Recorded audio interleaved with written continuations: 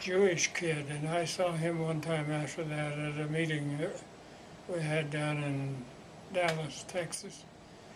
And I recognized him, and he recognized me and everything. But anyway, uh, we we had a restroom. You had to go out, and a guard at the door and a guard on the windows. And the guard on the door, if somebody said they had to go to the restroom, well, he would take somebody to the restroom, but this other guard, how the hell was that? Took his place or something. Yeah, he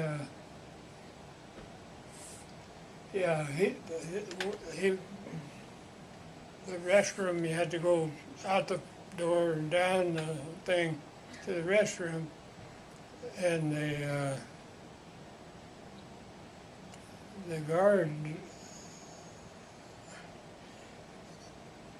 guard on the windows, I guess, had to, some way, he pulled off and was on the door, and then the other guard took somebody to the restroom, and this Jewish kid said he'd go to the restroom, and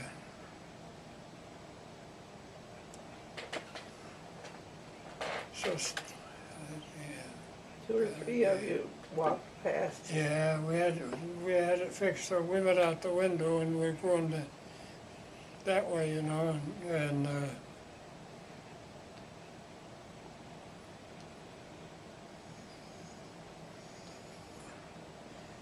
we went out the window, and there was a hedge out there, you know, and we hit that hedge, but it was a wire fence, you know.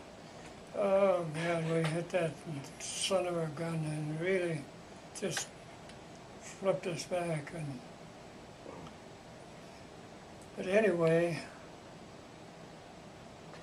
They got down so far on the Danube, but it was in flood. yeah, well, when we got out, when we went out the door, the three of us, there were three of us there, and we were in a deal right on the, well, we didn't know where we were anyway. But we got out of there, and the guys saved food for us, and we had it in something, I don't know what they had, hell, we had it in. But anyway, we got in the Danube River that night. We took, after we got out of the town, people were out walking around, you know, talking, and couldn't understand them. We couldn't, anyway, we saw some logs, you know, and so we pulled these logs, and hell, we were pulling the roof off the guy's dugout. And we heard him hollering and everything, and we took off then and we got a couple of three logs that we figured we got to have something to help us get across that damn Danube, you know. And we got in the river, and we'd wade for a while, and then pretty soon we couldn't hit bottom. We'd swim for a bit. We'd bundled our clothes up. And finally, we did this for a long time that night. And I mean, we were tired and everything. I know my dad, my folks had given me a wristwatch for graduation from high school. And I was so damn cold when I crawled up in that tree, I dropped that watch and still over there.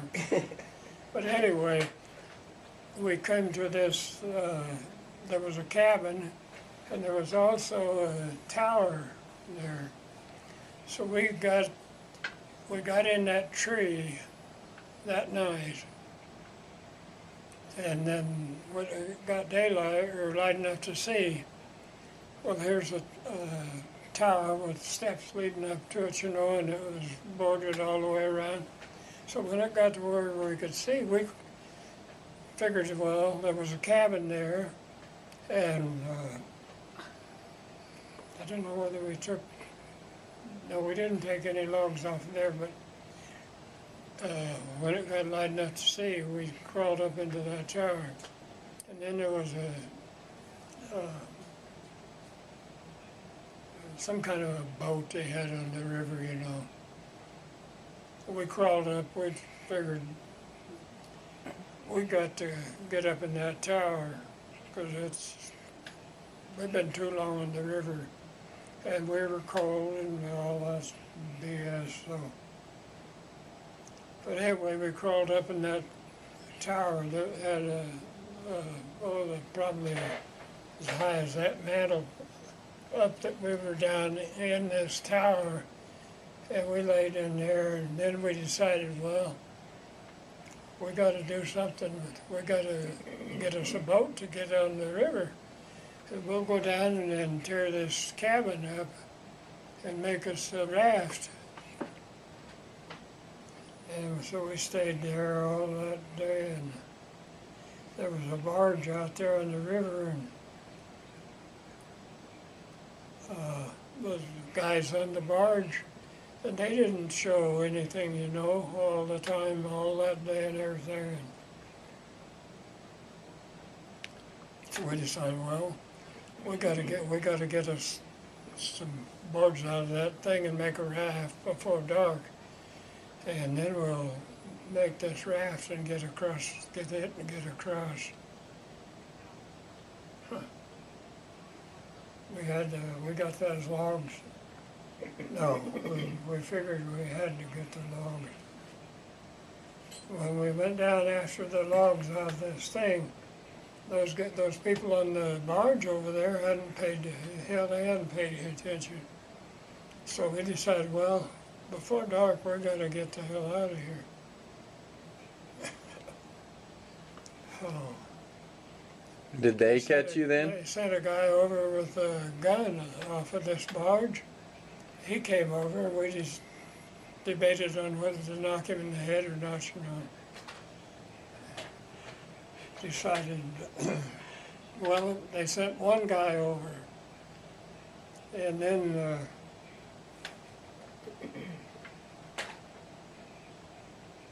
how the hell was that? They sent this one guy over, and we debated on whether to take his gun and knock him in the head or not. But about that time, the other guys on this barge started showing up with, they had guns. So, what the hell did we do? They captured you then Yeah. and put you back in Yeah, they took us on the barge and took us back down to the town that we'd got out of. And next day they took our belts, and they took our shoes, and they took our shoelaces, and everything like that, you know. And they were marching us back to the next day. They were marching us back, and this guy was marching right behind me, and he kept poking me with his gun, you know. And he poked me with his gun, and he said, "Are you scared?" And I said, "No, not necessarily." He'd go along a little ways and poke me in the back with his gun. "Are you scared?" "No, I'm not scared." He did that all the way back to that damn place. The next day, they shipped the whole crew from in there. They shipped us up to Bucharest. And your crew off of your plane was in a different place because you had told them to bail out earlier? After you were shot? Yeah, this is, yeah. So was your crew in the prison camp with you or not? Yeah. They were. When I did my bombardier, well, let's see, Wicks was my bombardier, and How the hell did that go anyway? Anyway, when I got up to the prison camp in Bucharest, in the deal there, and it was just a, well, it was a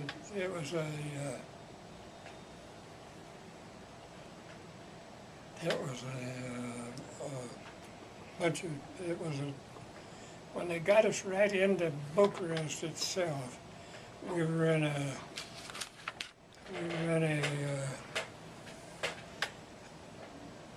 barracks-like deal where they had these their GIs, you know. And when we got there, this great big guy walked up to me and he says, "You don't recognize me, do you?" And I said, "No." He says, "Hell, I was your brand new bombardier on that thing. You didn't recognize me." No, I didn't. That was a guy named Stewart.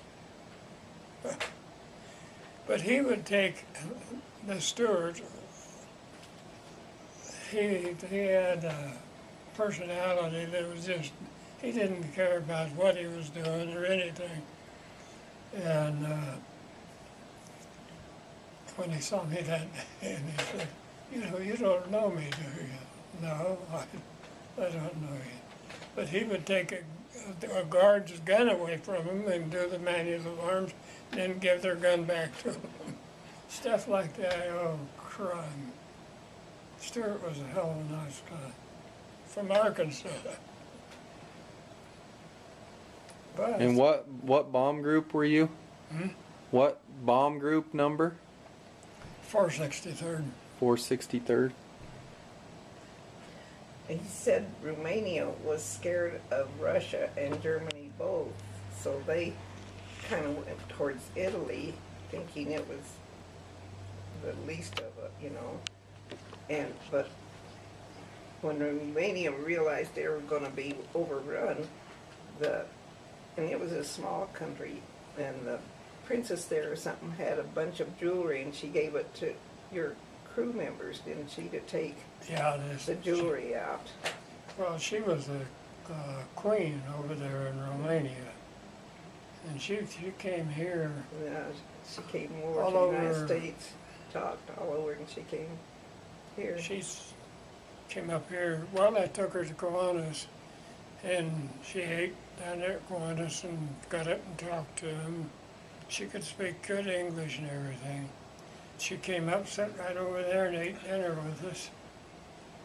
They hated Russia and Germany both. And they were scared to death of the Russians. More so than the Germans. A lot more so than the Germans. They just didn't want anything to do with those Russians. Period.